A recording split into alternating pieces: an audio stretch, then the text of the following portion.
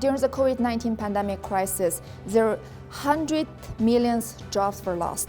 However, the demand of one sector has continued and is only expected to grow in the future, the STEM, science, technology, engineering, and math.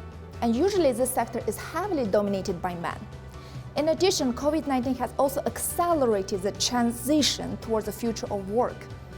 However, women are less likely to use technology and innovation in order to reskill and upskill themselves in order to be future ready.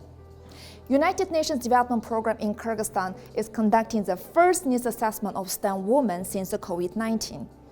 And from the very beginning stage, we invited all key stakeholders, including academia, government institutions, international, national organizations, civil society, feminist group, religious community, activists, artists, to all come together to co-define the challenging and co-design the solutions for STEM women.